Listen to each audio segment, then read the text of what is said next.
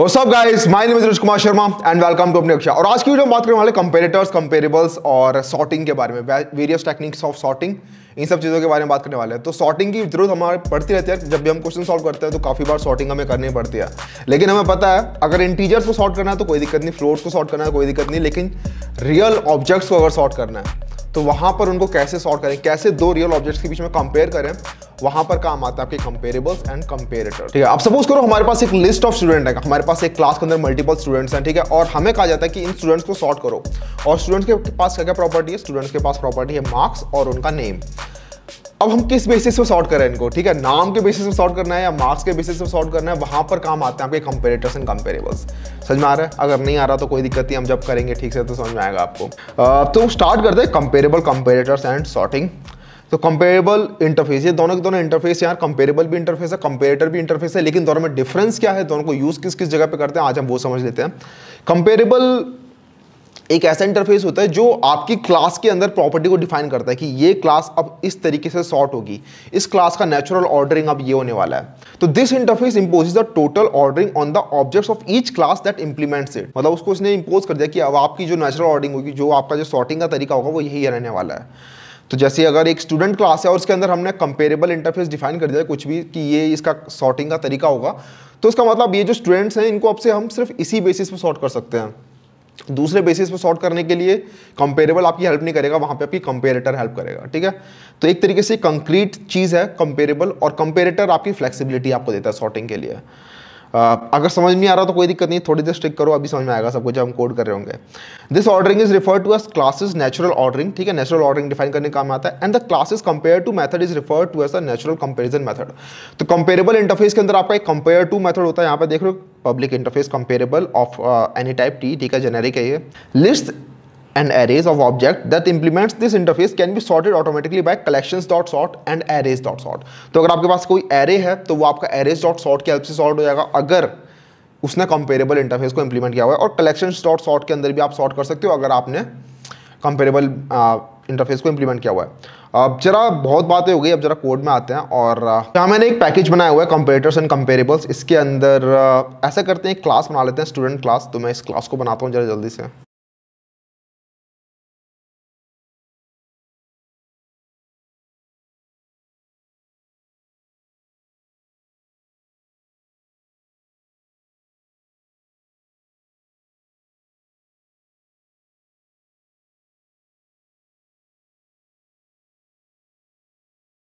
तो ये हमारी plain old Java object class बन चुकी है। अब हम एक मेन क्लास बना लेते हैं इसी पैकेज के अंदर। अब जरा एक लिस्ट ऑफ स्टूडेंट बना लेते हैं, ठीक है, लिस्ट ऑफ स्टूडेंट।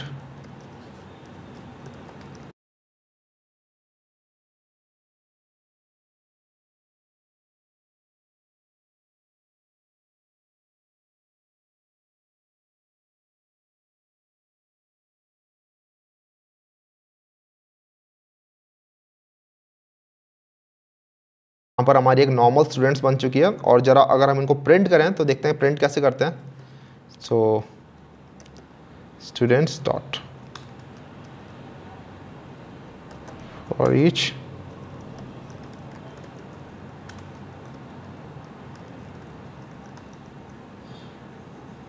ठीक है। तो ये एक तरीका होता है, ये हमारा लैम्डा वाला एक फंक्शन होता है। तो आज को आपको मैंने ये बता दिया, आई थिंक मैंने इससे पहले कभी नहीं बताया था कि लैम्डा की हेल्प से आप कैसे चीज़ें कर सकते हो। तो आज की वीडियो में लैम्डा के काफ़ी सारी एक्सप्रेशंस हम देखने वाले हैं जो शायद आपके लिए नए हों, लेकिन ज़्यादा घबराना मत उनसे। वो लैम्डा के एक्सप्रेशन यार थोड़ा कोड को ऑप्टिमाइज़ करने के लिए हैं कि ज़्यादा हमें चीज़ें ना लिखनी पड़े और हमारा काम ईजीली हो जाए। तो यहाँ पर क्या है कि हम स्टूडेंट्स के अंदर जा रहे हैं, इटरेट कर रहे हैं। पहले हम क्या करते थे, स्टूडेंट्स के अंदर इटरेट करते थे और एक एक करके उस स्टूडेंट को हम प्रिंट करते रहते थे। लेकिन यहाँ पर लैम्डा ने क्या कर रखा है कि सिस्टम डॉट आउट के अंदर जो ये प्रिंट वाला फंक्शन है, इसके ऊपर ये वाली प्रॉपर्टी लगा दो जो भी हमारे पास आ रहा है, इटरेटी जो भी आ रहा है हमारा। तो स्टूडेंट्स का इटरेटी है एक स्टूडेंट, और वो प्रिंटलन अपने आप उस चीज़ को एक्सेप्ट करेगा और प्रिंट कर देगा। यहाँ पर जरा इसे चला के देखते हैं क्या होता है। तो हमारे पास यहाँ पर जो एक्सपेक्टेड था 5 स्टूडेंट्स हैं और पाँचों के पाँचों एक लिस्ट के अंदर आ रहे हैं। अब जरा इनको हम सॉर्ट करते हैं, सॉर्ट करने का ट्राई करते हैं। पहले नॉर्मली सॉर्ट करने का ट्राई करते हैं, ठीक है। तो हमें पता है कलेक्शंस डॉट सॉर्ट होता है।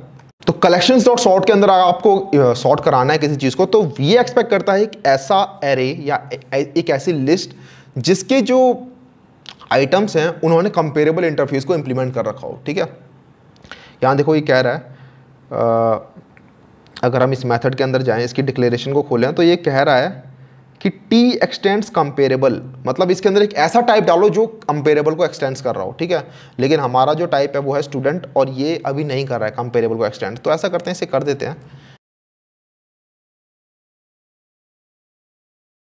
यहाँ पे एरर आ रहा है तो ऐड अनइम्प्लीमेंटेड मेथड्स, यहाँ पे आ गया। देख रहे हो कंपेयर टू मेथड, जो कंपेयर टू मेथड हमने यहाँ पे कहा था ना कि कंपेरेबल के अंदर कंपेयर टू मेथड होता है, तो वो यहाँ पर आ चुका है। और हमें पता है जब भी हम कोई चीज़ इंप्लीमेंट करते हैं, कोई भी इंटरफेस को इंप्लीमेंट करते हैं, तो उसके जितने भी मेथड्स होते हैं उनको हमें यहाँ पर इंप्लीमेंट करना होता है अगर एब्स्ट्रैक्ट डिफाइन नहीं है तो।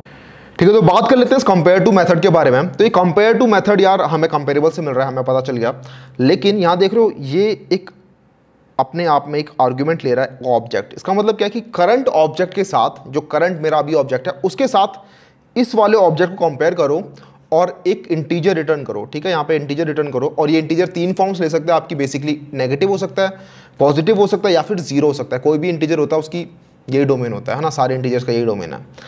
तो अगर यहाँ से एक पॉजिटिव नंबर मिल रहा है इसे, तो इसका मतलब जो करंट वाला जो ऑब्जेक्ट है ये छोटा है। ठीक है, अगर यहाँ से एक नेगेटिव नंबर मिल रहा है इसे, तो इसका मतलब करंट ऑब्जेक्ट जो है ये बड़ा है किससे, इस वाले ऑब्जेक्ट से। और अगर जीरो मिल रहा है इसका मतलब दोनों के दोनों बराबर है। समझ में आ रहा है? अगर नहीं आया तो यहाँ पे देखना, अभी मैं क्या करता हूँ कि अगर करंट वाला ऑब्जेक्ट बड़ा है, सपोज करो करंट वाला ऑब्जेक्ट बड़ा है, इफ दिस डॉट, मैं मार्क्स के बेसिस पे सॉर्ट करता हूँ, if this dot marks is greater than object dot marks, कि अगर मेरे मार्क्स बड़े हैं तो return -1, this dot marks is less than object dot marks, return 1। तो मैं यहाँ पे -1 की जगह -50 भी लिख देता तो भी फर्क नहीं पड़ता। वो बेसिकली बस ये चेक करते हैं कि नेगेटिव है या पॉजिटिव है या फिर जीरो है, उनको फर्क नहीं पड़ता क्या नंबर रिटर्न हो रहा है। यहाँ पे रिटर्न 0। अगर ना इफ है ना एल्स इफ है तो इसका मतलब दोनों बराबर ही हैं, तो इसका मतलब रिटर्न 0। इसको रन करके देखते हैं। तो मैं यहाँ पे आया और यहाँ पे अब कोई एरर नहीं आ रहा है। यहाँ पे रन करते हैं इसे, यहाँ पे सॉर्टिंग हो चुकी है। देख लो ये मार्क्स के हिसाब से सॉर्टेड है और डिक्रीजिंग ऑर्डर में है। अगर आप चाहते हो इनको इंक्रीजिंग ऑर्डर में सॉर्ट करना, तो यहाँ पर बस आपको कुछ नहीं, ये इन्वर्स करना है, इनको -1 यहाँ पे रखना है और बस अब आप इसे चलाओगे तो अब आपका इंक्रीजिंग ऑर्डर में सॉर्ट हुआ है बेसिकली। तो ये हमें ध्यान में रखना है हमेशा कि यहाँ से जो इंटीजर रिटर्न हो रहा है वो अगर पॉजिटिव है तो इसका मतलब ये है कि करंट ऑब्जेक्ट छोटा है, अगर वो नेगेटिव है तो इसका मतलब जो करंट ऑब्जेक्ट है वो बड़ा है, और अगर वो जीरो है तो इसका मतलब दोनों बराबर हैं। ये कब, जब आपको डिक्रीजिंग ऑर्डर में सॉर्ट करना है, ये भी इंपॉर्टेंट है। जब आपको डिक्रीजिंग ऑर्डर में सॉर्ट करना है तब ये चीज़ रूल फॉलो होता है, लेकिन अगर आपको इंक्रीजिंग ऑर्डर में सॉर्ट करना है तो रिवर्स हो जाता है केस। देख रहे हो, अगर आपको सपोज करो जैसे इस केस में हमारा इंक्रीजिंग ऑर्डर में सॉर्ट हो रहा है, तो यहाँ पर मैंने क्या किया हुआ है कि अगर मुझे इंक्रीजिंग ऑर्डर में सॉर्ट करना है तो अगर मेरा करंट ऑब्जेक्ट बड़ा है तब मैं रिटर्न करूँगा 1, अगर मेरा करंट ऑब्जेक्ट छोटा है तो मैं रिटर्न करूँगा -1, पुनः मैं रिटर्न करूँगा 0। तो ये चीज़ ध्यान में रखनी है, इंक्रीजिंग और डिक्रीजिंग का भी मैटर होता है। तो ये था हमारा comparable interface. Object that implement this interface can be used as a key in a sorted map और as a element in sorted set without a need to specify a comparator. तो अगर आप कंपेरेबल डिफाइन कर देते हो किसी चीज़ को तो वो आपका सॉर्टेड मैप के अंदर भी यूज़ हो सकता है, वो डायरेक्ट आप कलेक्शंस डॉट सॉर्ट के अंदर यूज़ कर सकते हो उससे बिना एक कंपेरेटर डिफाइन किए। अब कंपेरेटर बहुत बार हमने बोल दिया, लेकिन कंपेरेटर है क्या, तो अब जरा वो भी देख लेते हैं। तो कंपेरेटर भी एक इंटरफेस है यार, ये स्लाइड चेंज हो चुकी है, ठीक है। कंपेरेटर भी एक इंटरफेस है और इसके अंदर जो मेथड होता है वो होता है कंपेयर। पिछले वाले में था कंपेयर टू, इसके अंदर है कंपेयर। अगर आप नहीं चाहते कि किसी क्लास की एक नेचुरल ऑर्डरिंग हो, अगर आप नहीं चाहते कि ये क्लास इसी हिसाब से सॉर्ट होनी चाहिए, तो वहाँ पे आप एक फ्लेक्सिबिलिटी दे सकते हो कि इसके अंदर रन टाइम पे आप एक कंपेरेटर पास कर सकते हो, ठीक है। वरना हमें यहाँ पे डिफाइन करना पड़ता है कि कंपेरेबल ये बंदा इसी तरीके से सॉर्ट होने वाला है, ये क्लास इस तरीके से सॉर्ट होगी, ठीक है। लेकिन यहाँ पर आप एक नया कंपेरेटर बार बार पास कर सकते हो, और चाहो तो एक क्लास के अंदर मल्टीपल कंपेरेटर पास कर सकते हो। आपको करना मार्क्स के साथ सॉर्ट करना है तो मार्क्स वाला कंपेरेटर भेज दो। जब आप चाहते हो कि नहीं पहले नेम के साथ सॉर्ट करना है और अगर दो लोगों के नेम सेम हैं तो इनको मार्क्स के हिसाब से सॉर्ट कर दो, तो आप वो चीज़ें भी डिफाइन कर सकते हो उस कंपेरेटर के अंदर। अच्छा, ये चीज़ हम यहाँ भी डिफाइन कर सकते हैं। कैसे?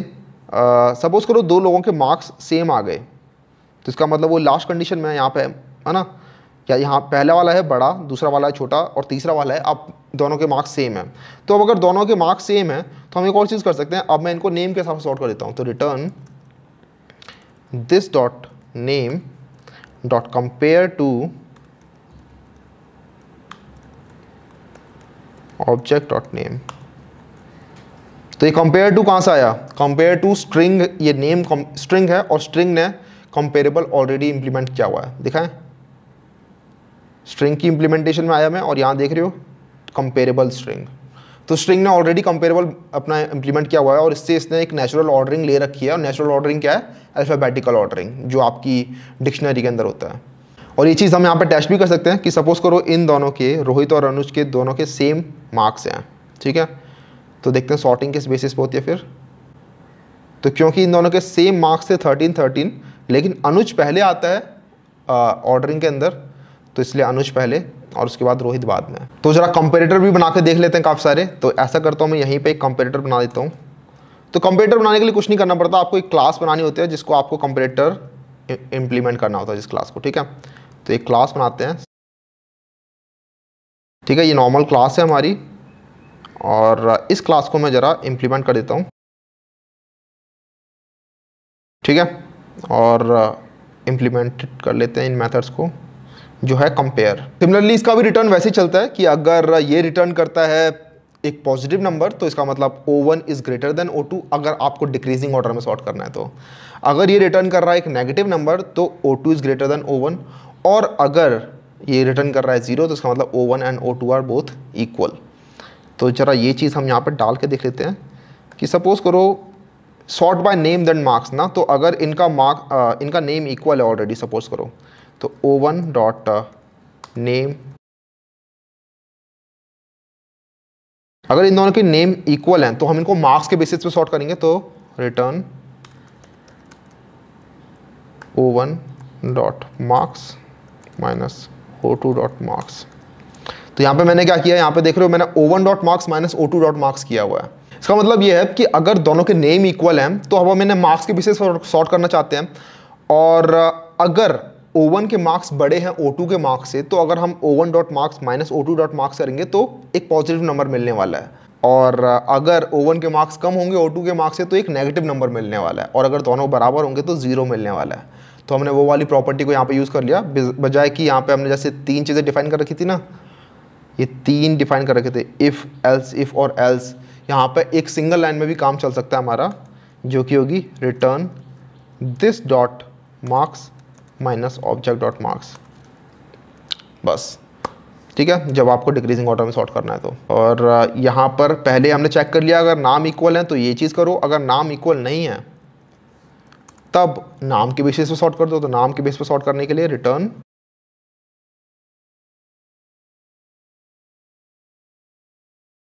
Make sense. अब हम क्या करेंगे, कलेक्शंस डॉट सॉर्ट के अंदर ये स्टूडेंट ने सपोज करो कंपेरेबल मेथड इंप्लीमेंट नहीं किया हुआ था, ठीक है। सपोज करो इसने यहाँ पे ये कंपेरेबल इंप्लीमेंट नहीं किया हुआ था, और यहाँ से मैं ये ओवरराइड भी हटा। तो अब यहाँ पे ये एरर देगा हमें कि सॉर्ट हम ऐसे नहीं कर सकते, हमें एक कंपेरेटर चाहिए। तो हम यहाँ पे एक कंपेरेटर पास कर देते हैं। कंपेरेटर क्या होगा, new sort by name and then marks. तो हम यहाँ पे एक कंपेरेटर का ऑब्जेक्ट पास कर सकते हैं ऐसे करके, ठीक है। ऐसे हमने कंपेरेटर का ऑब्जेक्ट पास कर दिया, तो अब ये सॉर्ट कर देगा इसको इस रूल के हिसाब से जो हमने रूल नीचे डिफाइन किया है। इसको रन करके देखते हैं। तो यहाँ देख लो, सबसे पहले ये सॉर्ट बाय नेम, तो सबसे पहले नेम बाय सॉर्ट करेगा, तो अमन, अनुज, राम, रोहित, श्याम। लेकिन अगर 2 लोगों के नाम सेम होते तो ये उनको फिर मार्क्स के हिसाब से सॉर्ट करता, लेकिन हमारे कोई भी 2 नाम सेम नहीं है। तो मैं ऐसा करता हूँ, यहाँ पर 2 राम बना देता हूँ, और अब देखते हैं। तो 2 राम अगर हैं तो उसके बाद फिर हम यहाँ पे इनके मार्क्स के बेसिस पे सॉर्ट कर रहे हैं, ठीक है। 13 पहले, फिर 23 बाद में। तो ये तरीका तो था जब हमने एक पूरा क्लास बनाया, उसको इंप्लीमेंट कराया कंपेरेटर से, और फिर उसके बाद उसका इंप्लीमेंट किया मेथड। लेकिन अगर हम चाहें एक नई क्लास ना बनाना तो हम एक एनोनिमस क्लास ही बना सकते हैं, जो इंटरफेस के अंदर होता ही है ना। तो हम चाहें तो यहाँ पर एक एनोनिमस क्लास बना सकते हैं। तो new comparator of type student, और फिर यहाँ पे उसकी फंक्शनैलिटी दे दो, ख़त्म। कंपेयर टू वाला मेथड इसके अंदर भी डाल देते हैं, कंपेयर वाला मेथड, और सेम चीज़ हम यहाँ पे कर सकते हैं।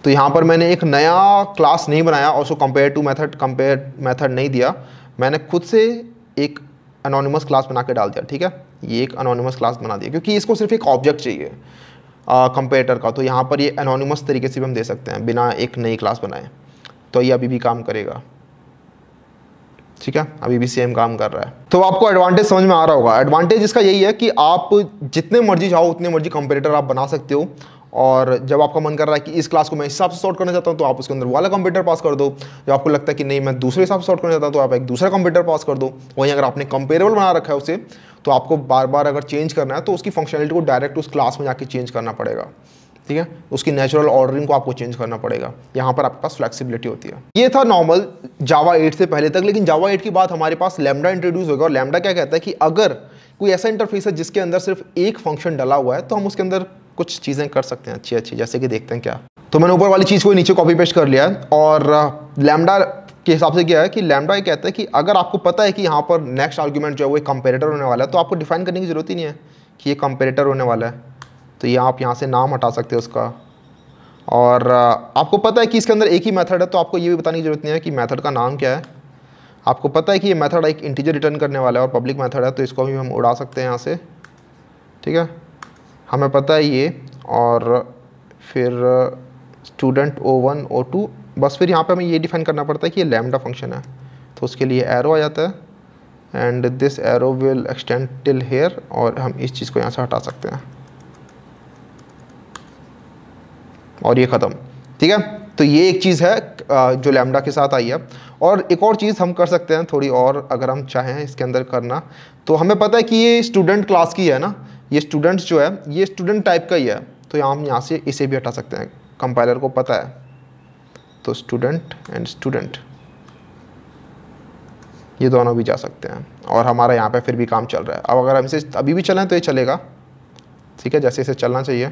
अगर आपको सिर्फ नेम के हिसाब से सॉर्ट करना था तो मैं क्या करूँगा, इसको यहाँ पे से मैं कॉपी करूँगा, कमेंट कर देता हूँ, जैसे कि आप गिटहब पे जाके इसे देख सको, ठीक है। इसको मैं यहाँ पेस्ट करता हूँ, और सपोज करो आप सिर्फ नेम के हिसाब से सॉर्ट करना चाहते हो, तो आपको ये सब लिखने की ज़रूरत नहीं है। आप आओगे यहाँ पे और लिखोगे O1.name.compare to O2.name, ठीक है। तो ये एक लाइन में आपका पूरा का पूरा सिमट सकता है। एक और चीज़ कंपेरेटर हमें देता है, कंपेरेटर क्लास। अगर आप चाहो तो सपोज करो ये नीचे वाला जो हमने बनाया हुआ है sort by name then marks, हम ये चीज़ एक सिंगल लाइन में चाहते हैं तो हम कर सकते हैं। इसको मैं कमेंट करता हूँ, ठीक है, कलेक्शंस डॉट सॉर्ट स्टूडेंट्स, तो कंपेरेटर डॉट कंपेयरिंग। तो ये फंक्शन जो है ये कंपेरेटर रिटर्न करता है बाय डेफिनेशन, और इसके अंदर हम चाहें तो एक की एक्सट्रैक्टर डाल सकते हैं। की एक्सट्रैक्टर क्या है, बेसिकली ये बताएगा कि किस की के बेसिस पे आपको कंपेयर करना है। तो सपोज करो मुझे नेम के बेसिस पे कंपेयर करना है, तो मैं बताऊंगा कि एक स्टूडेंट के अंदर गेट नेम करके एक फंक्शन है, और उस की के बेसिस पे आप सॉर्ट कर दो। तो मुझे यहाँ पे ये भी डिफाइन नहीं करना पड़ा कि ये O1 dot compare to O2 dot name, क्योंकि इसे पता है कि अच्छा ये की है और इस की ने अपना एक कंपेयर टू अपना ऑलरेडी डिफाइन कर रखा है, तो यहाँ पर हम इसको इसकी की के बेसिस पर सॉर्ट कर देंगे, और यहाँ भी ये काम चल रहा है। अगर हम चाहिए नीचे वाला दिखाना कि sort by name then marks, तो इसके अंदर कंपेरेटर डॉट कंपेयरिंग के बाद आप एक देन कंपेयरिंग भी डाल सकते हो। तो देन कंपेयरिंग के अंदर आप फिर दूसरी की डाल सकते हो कि अब किस की के बेसिस पे सॉर्ट करना है। तो अब मुझे गेट मार्क्स के बेसिस पे सॉर्ट करना है, ठीक है। तो ये पहले नेम के बेसिस पे सॉर्ट करेगा, उसके बाद मार्क्स के बेसिस पे सॉर्ट कर देगा। चलाते हैं इसे, देख रहे हो, पहले नेम के बेसिस पे सॉर्ट किया, फिर उसके बाद इसने दो के नेम सेम है तो इनको फिर मार्क्स के बेसिस पे सॉर्ट कर दिया। एक और होता है इसके अंदर डॉट रिवर्स्ड, ठीक है। डॉट रिवर्स करने से क्या होता है कि अभी जिस बेसिस पे सॉर्ट हो रहा था उसको रिवर्स कर दो, तो डॉट रिवर्स वहाँ पे काम आता है। इसे चलाते हैं तो देख रहे हो यहाँ पे अब ये नेम की बेसिस पे सॉर्ट हो रहा है लेकिन रिवर्स ऑर्डर में, और अगर दो लोगों के नाम भी सेम है तो रिवर्स ऑर्डर में उनके मार्क्स को सॉर्ट कर रहा है। तो हाँ, ये हमारी वेरियस सॉर्टिंग टेक्निक्स थी। हमने देख लिया कंपेरेबल ऑब्जेक्ट्स कैसे होते हैं, हमने देख लिया कंपेरेटर ऑब्जेक्ट्स कैसे होते हैं, हमने देख लिया एनोनिमस कंपेरेटर क्लास कैसे काम करती है, और हमने देख लिया कि कंपेरेटर डॉट कंपेयरिंग के अंदर कौन कौन से मेथड्स हमें मिलते हैं। तो देन कंपेयरिंग होता है, रिवर्स होता है, अगर आप चाहो रिवर्स ऑर्डर में सॉर्ट करना तो आप रिवर्स यूज़ कर सकते हो। तो ये था आपका बेसिकली कंपेरेटर एंड कंपेरेबल। तो इसी के साथ ही यार हमारा जो कलेक्शन फ्रेमवर्क था वो भी खत्म हो गया जावा के अंदर। और अगर अभी भी कोई टॉपिक बच गया तो आप बता देना, लेकिन मैं आपको बता देता हूँ स्विंग हम नहीं कर रहे होंगे इसके अंदर, ठीक है। कई लोग कह रहे हैं एक्सेप्शन हैंडलिंग नहीं करा रखी, लेकिन एक्सेप्शन हैंडलिंग करा रखी है लेक्चर 35। वो पहले प्लेलिस्ट में नहीं था, बस अब प्लेलिस्ट में भी मैंने डाल दिया उसे, ठीक है यार। इसके बाद हम कर रहे होंगे रिकर्जन। रिकर्जन इस तरीके से करने वाले हैं कि आपको पहली बार में समझ में आ जाएगा। रिकर्जन को करने की एक बहुत अच्छी टेक्निक है जिससे हम सॉल्व कर रहे होंगे। रिकर्जन कई बार लोगों को मुश्किल लगता है, कई बार विजुलाइज नहीं कर पाते कैसे काम कर रहा है, लेकिन हम बहुत ईजी तरीके से कर रहे होंगे। तो नेक्स्ट वीडियो में कर रहे होंगे रिकर्जन। तब तक के लिए चलते हैं, see ya, have a good day, bye bye.